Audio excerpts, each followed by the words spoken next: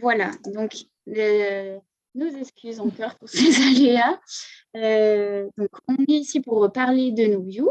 Vas-y, tu peux passer la slide. Alors, c'est une présentation en binôme, trinôme même, puisqu'on est deux à Terranis. Et puis, il y a Pascal Hainaut de Onosens qui a accepté de partager son retour d'expérience sur le sujet. Donc, Terranis, rapidement, on est une PME de 17 personnes et on est spécialisé dans le traitement d'images satellites. On est, on est plus 19, 17, et on a 3 segments d'activité qui sont l'agriculture, la viticulture et l'aménagement du territoire. Notre spécialité, c'est de faire parler la donnée et les pixels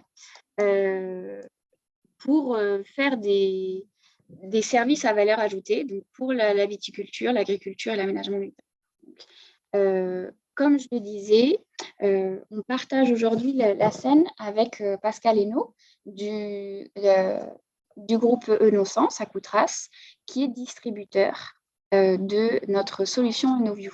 Je vais le laisser se présenter. Oui, donc bonjour à tout le monde.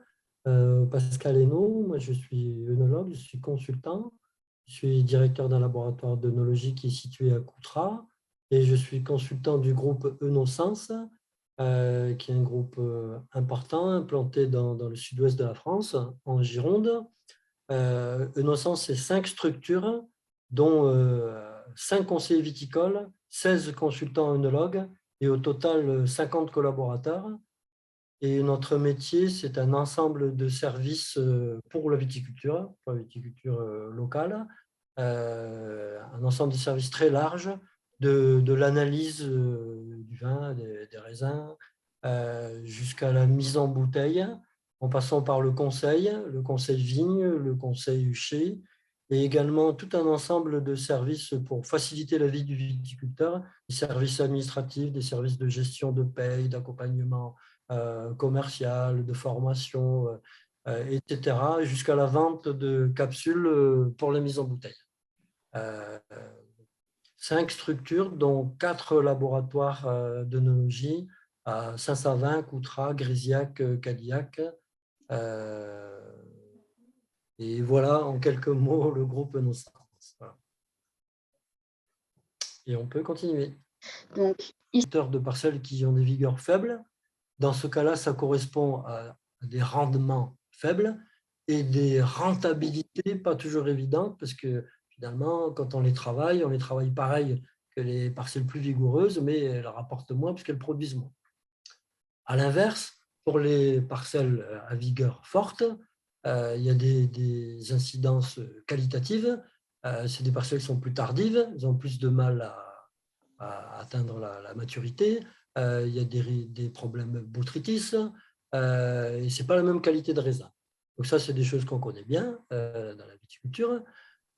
Et en fait, ces problématiques existent, mais il faut essayer d'apporter une réponse, essayer de les gérer. Et c'est là qu'on va voir que l'outil EnoView peut apporter des réponses tout à fait intéressantes, notamment pour ce qui est l'hétérogénéité des parcelles, soit entre elles, soit l'hétérogénéité intraparcellaire. Et c'est ce qu'on va vous démontrer dans les slides suivants, pour lesquels je repasse la parole à mes collègues qu'on arrive enfin à voir.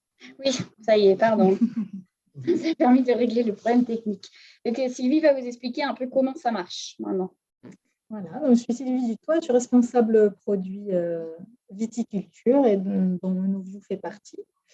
Donc, EnoView, concrètement, qu'est-ce qu'on fait? On mesure la vigueur de la vigne par satellite et on analyse sa répartition spatiale.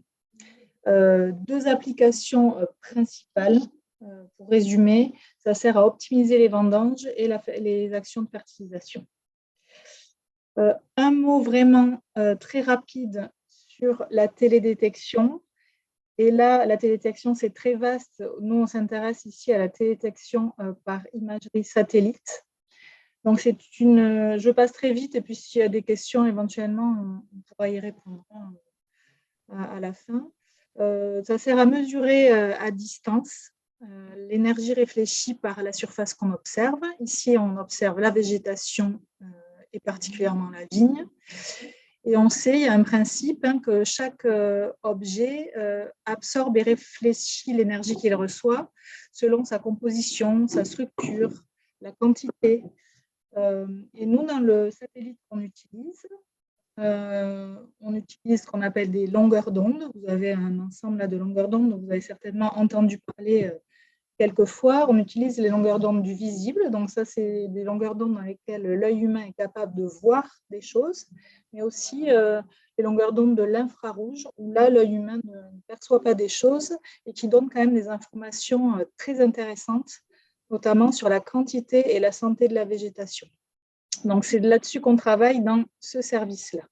Et on travaille pour donner peut-être un mot-clé avec un satellite qu'on appelle optique, dont le fonctionnement est complètement différent des satellites qu'on appelle radar. Ça, c'est pour donner voilà, quelques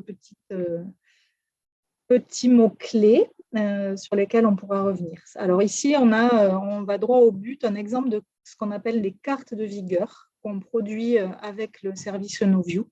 Et pour nous, la vigueur, je passe rapidement dessus ici, c'est un paramètre qu'on obtient, un paramètre qui s'appelle le F-cover, la fraction de couvert vert qu'on est capable de voir et de calculer, d'estimer avec le satellite. Donc l'exemple de carte qu'on a ici, c'est simplement le vert foncé, on est vers des vigueurs plus élevées, et en passant par l'orange, rouge, qui sont des vigueurs qu'on peut appeler moyennes. Et quand on est sur le gris, c'est en général on se rapproche d'un sol nu. Voilà. Et donc, en fonction du cépage qu'on a et de l'objectif de production qu'on a, on va viser un certain type de vigueur, une couleur un peu plus précise. Je laisse la parole à Pascal ici pour donner quelques précisions. Oui, donc c'est la même parcelle qu'on a vue précédemment. On voit qu'elle est hétérogène en termes de vigueur, puisqu'il y a des vigueurs élevées en vert plus ou moins sombre, des vigueurs moyennes en jaune, orangé, rouge, et des vigueurs très faibles, en l'occurrence en violet. Les taches violettes qu'on voit, c'est des manquants, quoi, c'est que ça ne pousse pas. Et concrètement, on a des photos qui sont prises dans ces différentes parties de la parcelle. Quand on est dans le vert, dans les zones vigoureuses, on voit que le feuillage est touffu, il est vert foncé. Il y a de l'ombre d'ailleurs, on voit beaucoup d'ombre liée au feuillage. Quand on arrive dans les zones de vigueur moyenne, le rang, on le voit, c'est moins vert au niveau des feuilles et il y a moins d'ombre parce qu'il y a moins de feuilles. Et quand on est dans les zones très peu vigoureuses, on voit en bas la vigne elle est chétive, elle a même du mal à arriver au fil du haut. Donc ça, c'est des vigueurs différentes qu'on peut très facilement observer au vignoble. La conséquence viticole et aussi œnologique, c'est que quand c'est très vigoureux en haut, en vert, il y a beaucoup de grappes et elles sont grosses. Et à l'inverse, quand on est dans les zones très peu vigoureuses, la production est bien moindre avec des petites grappes, des petites graines. Et après, ça a des conséquences donc, œnologiques, qualitatives. Quand c'est très vigoureux, ça donne un style plus végétal dans l'expression aromatique, parfois plus sec, astringent dans l'expression des tanins. Quand on est dans des vigueurs modérées, c'est plus fruité, avec une meilleure qualité de tanin. Quand on est dans des vigueurs très basses, là, c'est très variable. Soit c'est des raisins qui sont vraiment pas qualitatifs, parce que la vigne, elle fonctionne très mal, en fait. Dans certaines situations, ça peut être des raisins qualitatifs, mais c'est quand même pas très intéressant, parce qu'il n'y en a pas beaucoup. Donc là, c'est des choses que tout le monde connaît, hein. Il y a un lien évident à la fois sur le quantitatif de la production et sur le qualitatif par rapport à la vigueur.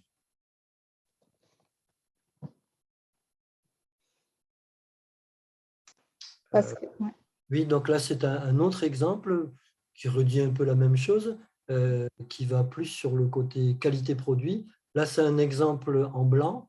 Donc, sur cette parcelle-là, on a 3 zones, très clairement 3 zones. Une toute petite zone verte à vigueur élevée. Donc, sur cette zone, il y a marqué 16,3 T par hectare. Ici, ça produit 16 tonnes par hectare. Donc, 16 tonnes par hectare, ça fait plus de 100 hecto-hectares, hein. La zone qui est rouge-mauve, elle produit 11 tonnes hectare. Donc, ça fait oui, 11 tonnes hectare, ça fait presque 80 hectos, hein.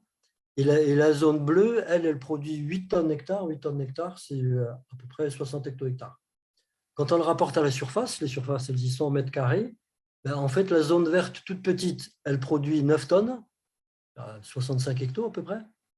La zone intermédiaire rose, elle est sensiblement plus grande, mais elle produit la même quantité, encore une fois 8 tonnes, à peu près 65 hecto-hectares. Et la zone bleue, qui est à peu près de la même taille que la zone rose, elle produit que 5,8 tonnes, c'est à peu près 45 hecto-hectares. Voilà. Ça, c'est pour l'aspect quantitatif. Et en haut, on a le résultat gustatif des produits qui sont issus de ces différentes zones. Donc, c'est du vin blanc. Hein. Quand on est dans la zone verte à gauche, donc vigoureuse et productive, on a une expression aromatique dans le diagramme en araignée, en toile d'araignée, agrumes, fruits exotiques avec du volume de bouche, une acidité équilibrée. Donc, ça a l'air bien, en fait, ça. Quand on est dans la vigueur moyenne, on a moins d'expression aromatique. Le fruit il est un peu plus confit. Il y a un joli volume de bouche, mais peut-être moins d'acidité, plus d'amertume. C'est plus sec comme style. Mais pourquoi pas, ça pourrait être intéressant, une autre gamme.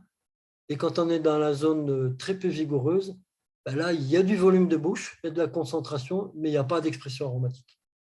Donc, encore une fois, c'est notre manière de dire qu'il y a un lien évident, qu'on connaît tous d'ailleurs, à la fois sur la quantité produite par rapport à la vigueur et sur la qualité produite. Et là, en l'occurrence, je ne sais pas quel est le cépage, mais c'est un cépage aromatique, peut-être que c'est du Viognier ou du Sauvignon, ben on obtient le meilleur résultat sur la zone vigoureuse. Mais selon les objectifs de production, selon les cépages, selon les couleurs, ce n'est pas pareil. À vous.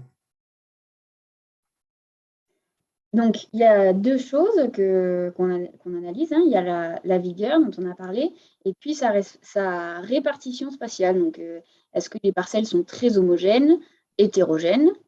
Et selon ces valeurs qu'on observe sur le terrain, on fait des zonages. Donc ça, le zonage, ça va vous permettre de pouvoir mettre en place des pratiques différenciées sur le terrain, comme des vendanges sélectives, par exemple. Tu veux y aller ou Donc pas? ça, c'est un exemple vraiment pour illustrer 3 niveaux d'hétérogénéité de parcelles et avec nos paramètres, hein, nos indicateurs d'hétérogénéité. En haut, on a une parcelle qui est plutôt homogène. Hein, bon, c'est le cas, et puis c'est ce que nos indicateurs disent.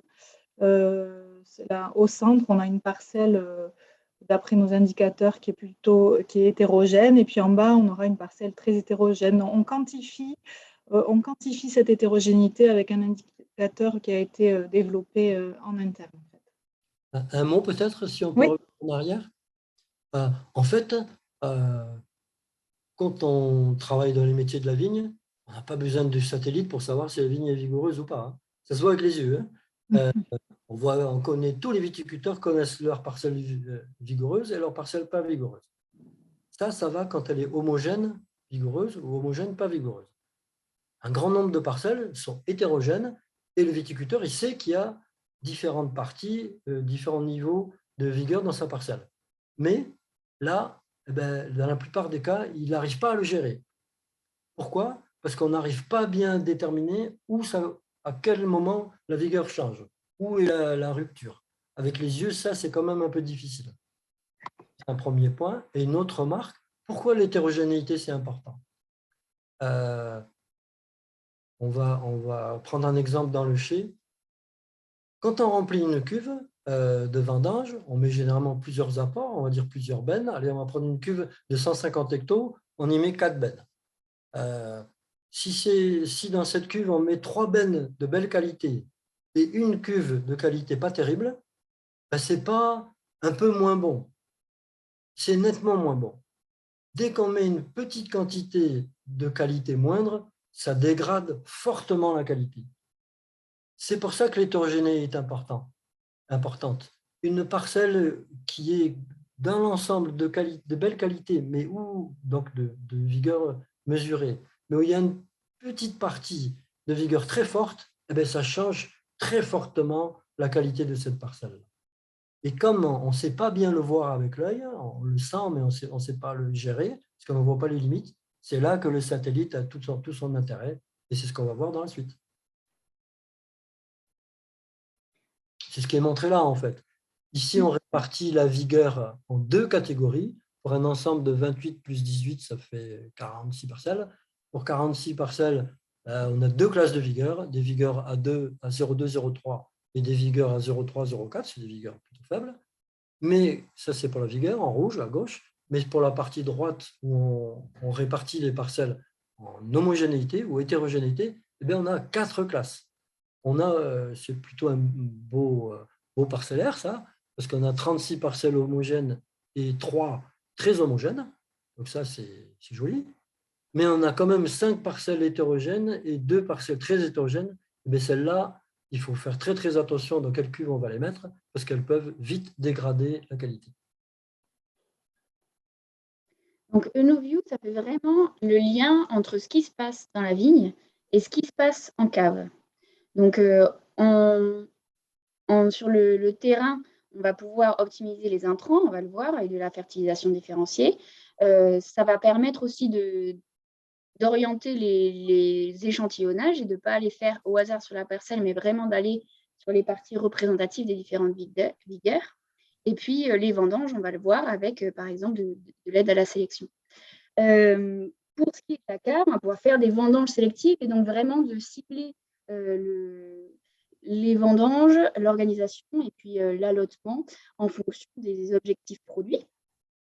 Et vraiment axer, anticiper la vinification et l'optimiser en fonction des objectifs. Donc, on évite les ratés, entre guillemets. Ça, tu veux en parler, Sylvie? C'est un peu… rapidement, ouais, s'il y a des questions, on y reviendra. C'est pour donner une vision de l'ensemble de la chaîne de production qui est bêtement enrodée, parce que comme vous l'avez dit, ça fait un certain nombre d'années que EnoView est en place. Donc, juste ce qu'il faut préciser, c'est qu'on a quand même une étape numéro 1, là, qui est le contourage et la prise d'informations sur le parcellaire qu'on va analyser. Ça, c'est hyper important. Ça prend d'ailleurs pas mal de temps et ça nécessite beaucoup d'interactions avec le client final, l'utilisateur de la donnée. C'est une étape vraiment qu'on ne néglige pas, parce que les contours doivent être assez précis pour que toutes les infos qu'on en tire, notamment des statistiques de vigueur et d'hétérogénéité, soient fiables et robustes. Donc, c'est très important. Donc, ça, je voulais vraiment insister dessus. Après, on a l'étape de prise de l'image satellite qui est acquise autour de la véraison, parce que c'est une date qui a montré que c'était bien représentatif, sauf bien sûr aléa très fort, mais bien représentatif de ce qui se passe au moment de la vendange, voilà, au niveau vigueur. Après, on a une phase correction, traitement qui se passe chez nous avec les traitements pour estimer cette fameuse vigueur avec des process internes. Et puis, on a la phase d'analyse des données qui est un peu pré-mâchée pour une partie, et bien sûr, la phase hyper importante finale qui peut être l'analyse et le conseil par Enosense aujourd'hui, en tout cas, qui nous accompagne sur cette présentation. Donc ça, c'est une étape aussi hyper importante. Et c'est ça, je pense, qui fait une des grosses forces de notre service.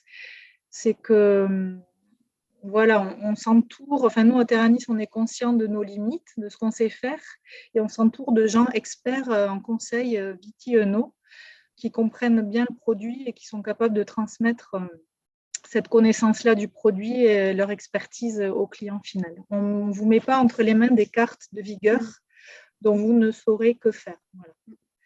Et juste pour rajouter 2 mots, le process de l'étape 1 à l'étape 5, c'est assez rapide. Il faut compter une dizaine de jours avec la restitution. Le but, c'est que vous ayez quand même vous ayez toutes les infos au plus tôt en saison avant les vendanges pour vous organiser. Oui. Et un dernier mot, effectivement, comme le dit Sylvie, c'est important que vous soyez accompagner sur le terrain et que vous ayez un service en fonction des objectifs. Donc là, sur le terrain, dans la zone, ça va être, vous serez accompagné par Pascal et par Renaissance. Après, ça dépend aussi de où vous êtes en France et on vous mettra en relation avec le distributeur le plus proche de vos parcelles. Ça, c'est le calendrier. Calendrier. En gros, il y a toute cette saisie parcellaire et le support à la saisie si le parcellaire n'est pas prêt ou au bon format, etc., qui commence, ça peut commencer maintenant, plutôt en juin. Et puis ensuite, alors, ça dépend évidemment de la zone, mais au moment de la véraison, on a besoin de connaître le moment de la véraison un petit peu en avance pour planifier l'acquisition d'images satellites. Donc voilà, ça s'étale suivant les zones, mi-juillet, fin juillet, mi-août. Et puis comme Cécile vient de le dire, les livrables sont livrés le plus vite possible et évidemment bien avant vendange. Si c'est un produit qui va aider à la vendange, on a un peu plus le temps si c'est un produit dont vous vous servirez pour l'aide à la fertilisation, à la fumure de fond qui se fait plus tard. Peut-être juste une remarque, les images qu'on utilise, elles sont à 1,50 m et donc c'est plus précis que les images de satellite dont vous avez peut-être connaissance qui sont à 10 mètres. Et une particularité de ce satellite qu'on utilise, c'est que s'il y a des nuages, le satellite repasse tous les jours pour essayer de reprendre une image. Donc, c'est pas s'il y a des images ce jour-là, bah, c'est pas, ça ne veut pas dire qu'il n'y a pas d'image, que vous ne serez pas livré. Là, on arrive toujours à avoir une image qui nous permette de produire quelque chose. On ne donne pas un jour d'acquisition, on donne une plage d'acquisition et on la renouvelle s'il faut. Donc, même l'année dernière, qui a été très, très, très nuageuse sur l'ensemble de la France de manière générale, on est arrivé à produire le service. Ça, c'est un exemple d'image. C'est l'image spot, voilà, pour donner un petit exemple. Une info, ouais, quelque chose qui peut être important, si vous avez déjà entendu parler de vigueur et d'indice de végétation, notamment un indice très connu qui s'appelle le NDVI, qui est très utilisé, qui a plein de qualités, mais qui a aussi pas mal de biais. Et c'est pour ça que nous, on utilise le fameux paramètre F-cover, qui nous permet d'apprécier la vigueur de la végétation. C'est un paramètre qu'on a en modélisant la végétation. C'est la fraction de végétation qui va recouvrir le sol si on se positionne au-dessus de la parcelle. Donc, c'est compris entre 0 et 1, 1 étant à 100% du sol est recouvert par de la végétation, ce qui n'arrive jamais en vigne, mais qui peut arriver par exemple sur de la forêt très dense. Donc, ce paramètre est plus robuste que les indicateurs classiques parce je passe rapidement. On peut revenir si vous avez des questions très précises, mais on s'affranchit des biais qui sont liés à la prise de vue du capteur, qui peut changer. Il peut prendre une acquisition à des angles différents. L'illumination solaire, du coup, elle peut être différente. Et puis, on prend plus, comme c'est une modélisation de la végétation, certaines caractéristiques intrinsèques de la végétation de la vigne, notamment la façon dont elle va réfléchir la lumière, les effets d'ombrage qu'il peut y avoir dans le couvert puisque c'est une végétation en rang, par exemple. Donc voilà, ça c'est quelque chose vraiment qui nous différencie de certains autres services, qui fait que notre paramètre de vigueur est plus robuste. Bon, ça c'est un exemple, pareil, je peux passer rapidement, mais en haut vous avez cette NDVI liée aussi à la vigueur de la végétation. C'était des photos aériennes et ça a été pris, il y a eu des acquisitions sur la même journée à 3 heures différentes. Donc, ça fait que la position du soleil va varier, que les effets d'ombre varient aussi, l'illumination. Et en bas, c'est notre indice de vigueur, fraction de couvert, F-cover. Et donc, ce qu'on voit assez rapidement, c'est qu'avec l'indicateur de type NDVI, très classique, dans une même journée, on peut avoir des différences, même au niveau spatial, sur la répartition de la vigueur au sein d'une parcelle, alors que notre indicateur en bas est bien plus stable voilà, sur la journée, ce qui reflète quand même mieux la réalité du coup. Donc, ce que vous devez retenir avant de passer aux exemples, En résumé sur l'offre ENOVIEW, c'est bien une image qui est prise à véraison, de précision 1,50 m, dont la date peut être choisie, la semaine peut être choisie en fonction de la véraison sur votre zone. On peut traiter sur une même image plusieurs centaines d'hectares. C'est quelque chose de très stable qui permet la comparaison d'année en année. C'est issu d'une méthode qui est reconnue et retestée, qui là maintenant a plus de 20 ans et dont on est sûr qu'elle est fiable, avec des délais courts qui s'adaptent à vos besoins sur le terrain et à travers laquelle on vous accompagne. Vous n'êtes pas tout seul avec les résultats, vous pouvez vous demander à vous faire accompagner par Terranis ou le distributeur le plus proche, au sens dans ce cas par exemple. Et puis, il y a de la validation de terrain, je vais parler des livrables après, avec une application mobile qui est disponible avec ou sans connexion Internet. Les images se téléchargent une fois et qui va vous permettre aussi de noter les commentaires de façon géospatialisée. Donc, on va savoir où sont pris et sur quelles parcelles sont pris vos commentaires et de partager avec les différents intervenants sur le terrain. Ça, c'est quelques retours terrain. Hein. Globalement, ça permet d'augmenter le volume de premiers vins ou bien de gagner en qualité de vin, de gagner du temps, de prévoir les vendanges, de s'assurer des objectifs fixés en amont et d'homogénéiser les parcelles au fur et à mesure des années.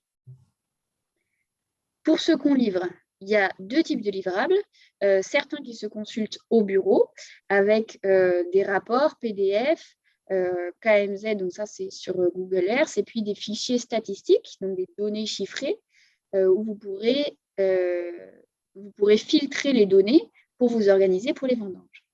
Et puis sur le terrain, vous pourrez apporter les cartes et noter vos commentaires, arpenter le terrain avec l'application TerraView, on vient de le dire. Et puis, si vous êtes équipé d'une console de guidage ou d'un système GPS sur votre tracteur, par exemple, vous pourrez charger directement les cartes sur votre machine et faire la modulation, par exemple, directement.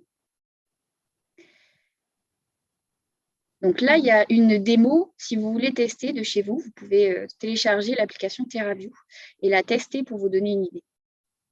Donc maintenant, en fait, on va se concentrer sur 3 exemples d'applications qu'on va vous présenter qui sont des cas concrets clients. Donc on va se les répartir pour que tout ça soit un peu plus clair à vos yeux. Je laisse la parole à Sylvie. Donc là, c'était une demande pour aider à la prépa des vendanges avec un domaine qui avait pour objectif d'isoler un groupe de parcelles à haut potentiel thiol avec un objectif d'avoir 40% des surfaces du domaine qui ressortaient. Voilà, il fallait leur faire ressortir 40% des surfaces totales sur un cépage de Sauvignon blanc.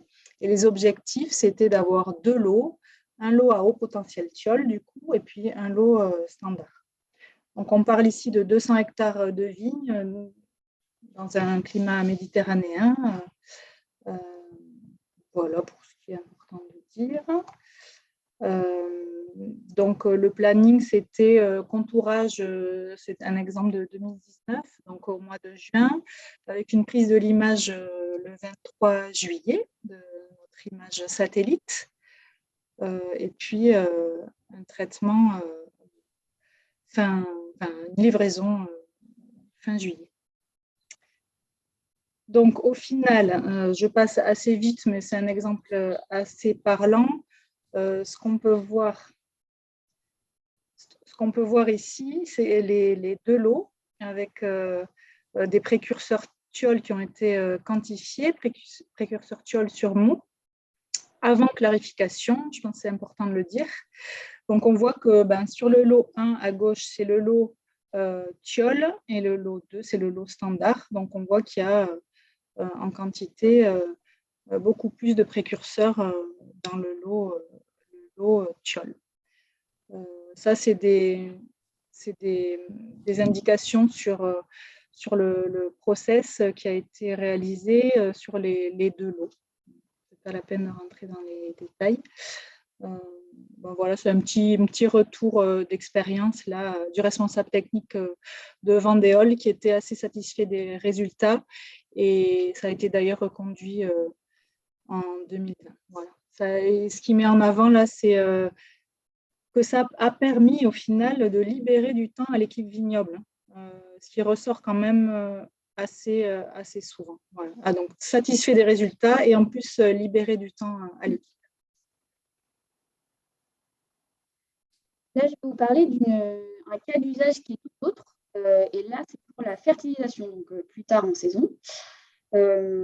C'est donc le cas des Grands Chais de France sur 2016, cette fois, avec une problématique d'homogénéiser les parcelles, de gagner en qualité et sécuriser les rendements.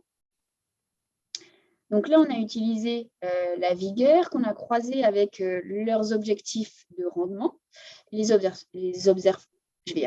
observations terrain. Et puis, on leur a fourni, en fonction de leurs contraintes aussi sur le terrain, une modulation de dose à appliquer du coup, pour répondre à leurs objectifs. Donc là, un petit mot d'ailleurs pour la modulation de dose. J'en parlais tout à l'heure, ceux qui sont équipés, ils pourront avoir les cartes directement sur la machine et faire de la modulation différenciée. Si vous n'êtes pas équipé, il y a beaucoup de nos clients qui se en débrouillent en allant juste plus ou moins vite avec la machine.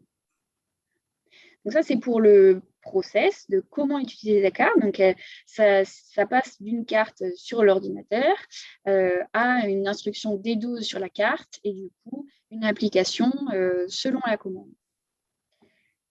Là, vous avez un graphique entre 2016 et 2020 avec l'utilisation de NoView dans cet objectif.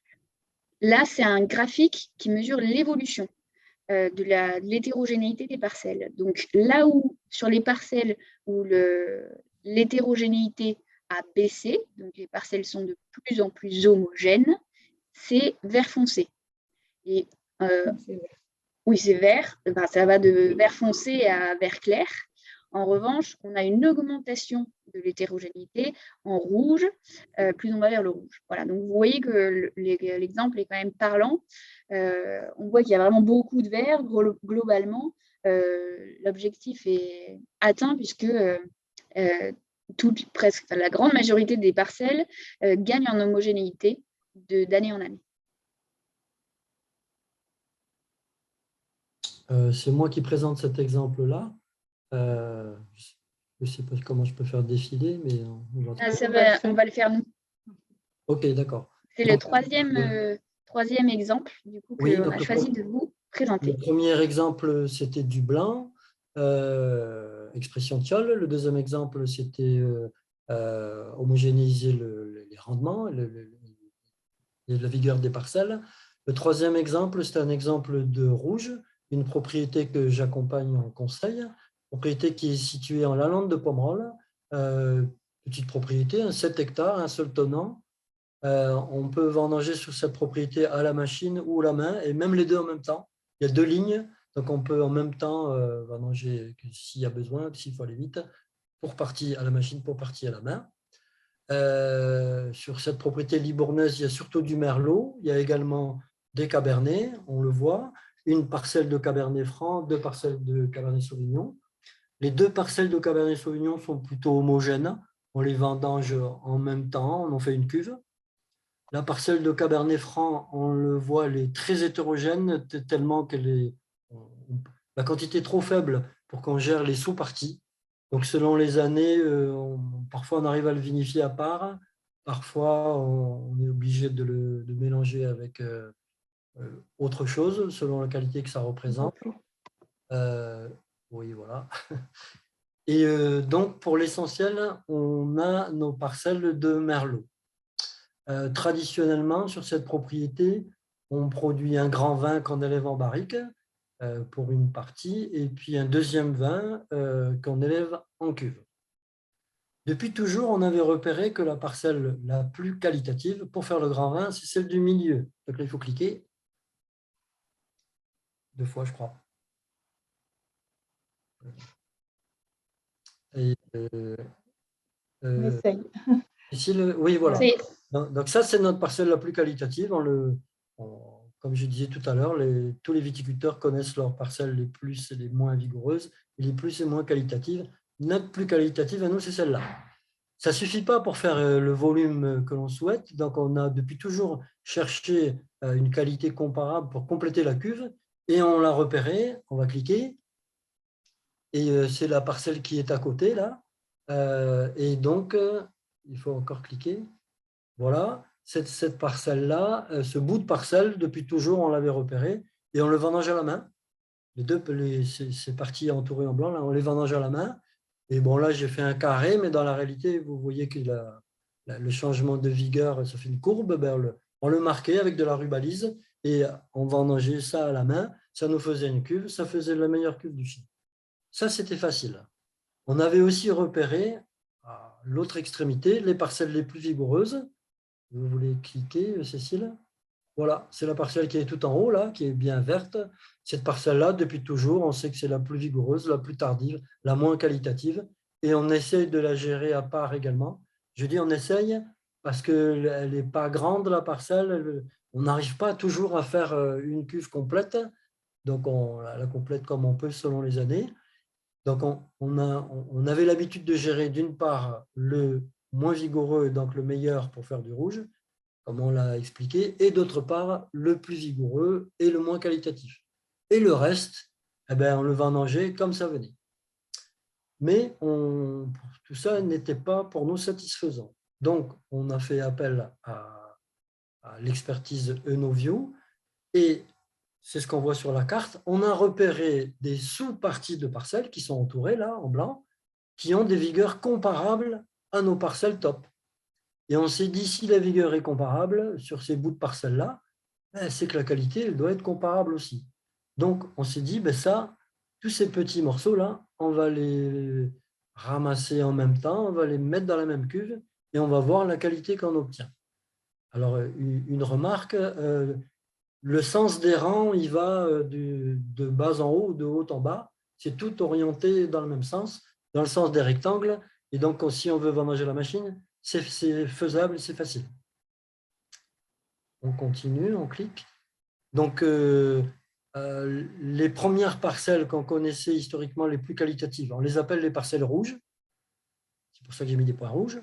Les bouts de parcelles qui nous paraissaient comparables, je l'ai mis en rouge là, mais on les appelle les parcelles oranges. Les parcelles les moins qualitatives qu'on a vues avant, on l'appelle les parcelles vertes. Et comme on a repéré qu'il y avait d'autres parties très vigoureuses, eh bien, on les a sélectionnées. Il faut cliquer. Et même encore une fois. Voilà. Ces bouts de parcelles très vigoureux, on les vendange également en même temps. Ça nous permet d'augmenter la quantité et de mieux gérer notre partie la plus vigoureuse, de faire une cuve complète. Et donc, quand on a géré les vigueurs basses et les vigueurs élevées, après, il y a le reste. On clique. Voilà. Et on doit recliquer encore. Voilà. Le reste qu'on appelle les parcelles jaunes. Donc, grâce à l'outil Enovio, on a pu segmenter tout le parcellaire de manière à créer des cuves homogènes constituées de sous-parcelles de vigueur comparable. Et donc, c'est ce qu'on montre sur cette photo-là, dans la réalité du chai. Eh bien, à gauche, on a la cuve inox 18, c'est la zone rouge qu'on vient de voir, notre zone traditionnellement qualitative. La cuve B14, c'est la zone orange, celle qui apparaît tout autant qualitative. À droite, la zone verte, celle qu'on sait la plus vigoureuse, qu'on a augmentée. Et donc, ce qu'on n'a pas su mettre en rouge, en orange ou en vert, c'est notre cuve inox 20, la zone jaune. Et donc, on a vinifié ça avec un process de vinification adapté à la qualité qu'on avait dans les cuves. Et ça nous a permis d'obtenir ce qu'on va voir maintenant. Voilà. Les sous-parcelles qui ressemblaient à notre meilleur, qu'on a appelé la qualité orange, eh bien, à l'expérience, elles s'avèrent de même qualité que ce qui faisait notre grand vin. Ce n'est pas tout à fait le même style, mais c'est le même niveau de qualité. Eh bien, ainsi, l'outil Enovio nous a permis de multiplier par 2 notre volume de grand vin, celui qui est le plus rémunérateur pour la propriété. Ensuite, si on a augmenté une qualité, on a diminué de 40% le deuxième vin, c'est-à-dire les parcelles jaunes. On a diminué leur volume, mais en plus, on a amélioré leur qualité, parce qu'on a sorti toutes les parties vertes, qu'on va voir maintenant, qu'on a mis dans un troisième vin. Alors là, le volume il a augmenté, mais en fait, avant, on n'avait pas de troisième vin. On avait un grand vin, on avait un deuxième vin. Là, on a créé un troisième vin avec les parcelles les plus vigoureuses, qu'on a vinifié de manière totalement différente, un autre style de produit qu'on met en bouteille plus tôt, qu'on vend moins cher et qui amène de la trésorerie à la propriété, qu'on écoule bien plus facilement qu'avant, parce qu'avant, notre parcelle tout en haut, là, qu'on n'arrivait pas à bien gérer, c'était la cuve la moins bonne. Maintenant, ce troisième vin, mais pour nous, est tout à fait satisfaisant. Il a trouvé son public. Et en fait, on a gagné sur tous les tableaux. On a gagné de l'expérience, on a gagné de la qualité, on a gagné des euros, on a gagné de la qualité, de la cohérence pardon, dans la gamme, et on a gagné de la satisfaction du client. Satisfaction totale. Voilà. Merci Pascal. Donc là, vous avez vu vraiment 3 exemples assez différents de comment on utilise ENOView sur le terrain et concrètement. L'objectif aussi de ce webinaire, c'est vraiment de vous montrer qu'il y a des applications et que ce n'est pas une simple carte avec des couleurs. Voilà. Il y a des choses concrètes derrière. Et puis, on voulait aussi finir ce webinaire pour vous dire que ENOView évolue. C'est une offre qui a plus de 20 ans, mais elle évolue tous les ans. On essaye de l'améliorer continuellement. Et puis, ENOView est en train de faire un petit bébé qui s'appelle ENOView Stress Hydrique, qu'on va lancer là cette année, après 5 ans maintenant de développement et de campagne de validation terrain, pour pouvoir suivre le stress hydrique en saison. Donc là, on est vraiment sur une autre problématique. On n'est plus sur une livraison à Véraison, mais des livraisons presque toutes les semaines, s'il n'y a pas de nuages, avec cette fois-ci des images moins résolues, mais pour donner des tendances du stress, de l'état de stress par rapport aux objectifs souhaités et du cépage à étudier. Tu veux rajouter quelque chose ou pas? Non, tu l'as bien dit, issu de travaux de R&D réalisés en partenariat avec le groupe ICV. Et on est vraiment là pour l'instant dans une phase pré-commerciale où on est capable c'est un indicateur de statut hydrique, de potentiel de tige, on va dire, puisque on a une grosse base de données terrain issue de mesures de potentiel de tige sur le terrain. On a développé donc un modèle qui permet d'estimer le potentiel de tige.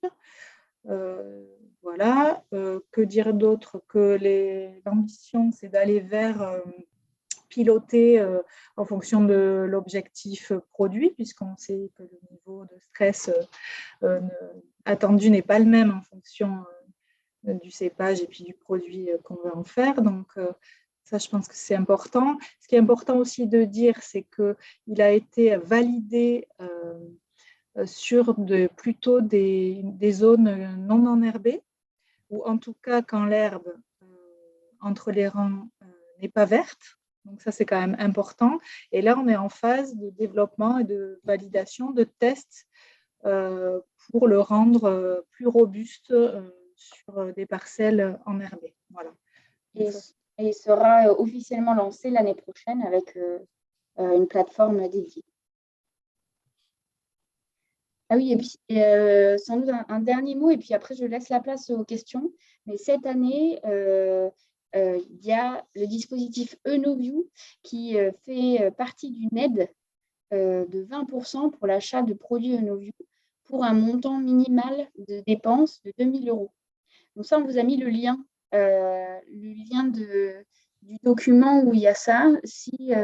Alors, je vais peut-être le copier dans le chat, et puis sinon, n'hésitez pas à revenir vers nous et on vous renverra le lien.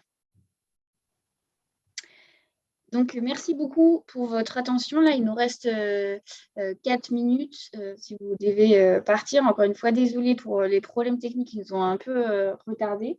Si vous avez des questions, alors il y en avait déjà une dans le chat, mais n'hésitez pas à les poser même maintenant dans le chat. Donc, on avait une question qui était est-ce que l'enherbement est pris en compte dans les cartographies? Vas-y. Alors, non. La résolution spatiale du satellite utilisé, bien qu'il soit assez précis, ne permet pas de séparer la végétation de la vigne de la végétation de l'interrang. Ceci dit, comme c'est quand même quelque chose dont on est conscient que c'est une problématique, on a fait pas mal de tests sur le terrain. Et ce qu'on a pu observer, d'une part, souvent d'ailleurs, ça dépend des zones, mais l'herbe au moment de la véraison est sèche, du coup le biais est très faible. D'autre part, même si l'herbe parfois peut être verte, le satellite acquiert les images de façon un peu oblique, ce qui fait qu'au final, on voit assez peu ce qui se passe dans l'interrang. Disons que voilà, on voit plus la végétation de la vigne que l'interrang. Donc, on a pu estimer dans les tests qu'on a fait un biais de l'ordre de 10% au maximum quand on a vraiment regardé le biais qui pouvait être lié à l'enherbement quand l'herbe est verte dans l'interrang. Peut-être Pascal, vous qui travaillez quand même sur des vignobles enherbés, vous avez quelque chose à rajouter sur ce point? Oui, mais la question est pertinente, puisque ce n'est pas la vigueur de l'herbe qui nous intéresse, c'est la vigueur de la vigne, bien qu'en fait ce soit lié. Dans une vigne vigoureuse, généralement, il y a beaucoup d'herbe, et quand elle n'est pas vigoureuse, il y a moins d'herbe. C'est d'ailleurs même l'un des moyens de repérer le passage d'un niveau de vigueur à un autre. Bon, ça, c'est une parenthèse. Mais concrètement, tous les outils de mesure, ils mesurent la couleur verte, quoi. Ils mesurent l'absorption du rouge et de l'infrarouge, donc ils mesurent la couleur verte. Et que ce soit par un satellite, un drone, un avion, la problématique est la même. Néanmoins, le NDVI, il ne fait pas du tout la différence entre le vert de l'herbe et le vert de la feuille de vigne. Le F-cover, il intègre pour partie cette différence. On l'a dit, la mesure est plus robuste. Mais en fait, c'est important, mais c'est facile à contourner. Le résultat de la vigueur d'une parcelle, c'est un chiffre qui est compris entre 0 et 1. Ensuite, on va comparer les parcelles entre elles et on va comparer les sous-parties de parcelles entre elles. Quand on fait ce travail-là, on se dit, mes parcelles que je compare, est-ce qu'elles sont enherbées ou est-ce qu'elles ne sont pas enherbées? Si elles sont toutes enherbées, voilà, le biais n'existe plus. C'est tout pareil. Si elles sont toutes non enherbées, il n'y a pas de biais non plus. S'il y a certaines parcelles qui sont enherbées et d'autres pas, là, il faut le prendre en compte dans la réflexion. Ce qu'on recommande dans ces cas-là, c'est vraiment de faire une livraison par style d'enherbement. Et comme ça, dans tous les cas, c'est un élément qu'on indique au tout début dans le contourage des parcelles. Quand on définit les parcelles, on définit sa surface, son année de plantation, la distance interpied, interrang, le cépage, etc., etc. Et si c'est enherbé ou pas enherbé. Donc, c'est un élément dont à un moment, on va tenir compte. Une autre remarque, parce que si on ne le dit pas, on ne le sait pas, les couleurs que l'on voit dans l'image d'une parcelle, c'est pas les couleurs, c'est pas tout à fait les couleurs qu'on mesure. C'est une représentation de ce qu'on mesure. Et cette représentation en couleurs, elle est, je trouve pas le mot, elle est relative, elle n'est pas absolue. C'est-à-dire que dans un ensemble de parcelles, on aura toujours du vert foncé et du rose bleu, toujours. Parce qu'on utilise l'ensemble de la plage. Mais dans une propriété donnée, dans un ensemble d'images données, eh bien, le vert foncé, ça correspondra à une vigueur de 0,8. Et dans une autre propriété, le vert foncé, ça correspondra à une vigueur de 0,47. Voilà. La représentation, elle est relative, elle n'est pas absolue. C'est un moyen facile de comparer les parcelles entre elles et de comparer les sous-parcelles entre elles. Mais il faut faire attention quand on va comparer une propriété à une autre. Deux verts foncés, ça ne correspond pas à la même valeur. Et dans tous les cas, la représentation dans les livrables, la représentation visuelle, l'image brute ou l'image zonée, c'est pour faciliter l'interprétation. On a toujours en même temps, et c'est précieux, un fichier Excel avec les valeurs de vigueur et d'hétérogénéité de toutes les parcelles, des sous-parcelles et des surfaces que ça représente. Et ça, c'est en fait quand on travaille les dossiers, on travaille, on regarde les images, mais on travaille sur les chiffres. Et alors, par contre, j'ajoute juste à votre remarque qui est pertinente que, en revanche, quand on veut, sur un domaine qui est client depuis plusieurs années, si vous souhaitez comparer rapidement l'évolution de la vigueur d'année en année, on peut aussi s'adapter et faire en sorte que toutes les années aient la même palette de couleurs et que, effectivement, un 0,8 corresponde à la même couleur d'année en année. C'est aussi possible, il suffit de nous le dire. Voilà. Je ne sais pas si alors on a débordé, mais s'il y a une dernière question, on peut la prendre. N'hésitez pas à la poser dans le chat. Et puis sinon, on vous libérera pour la fin de l'après-midi.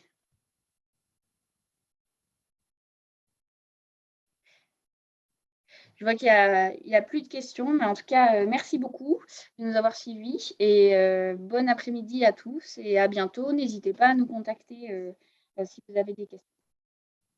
Merci. Merci. À bientôt. Au revoir.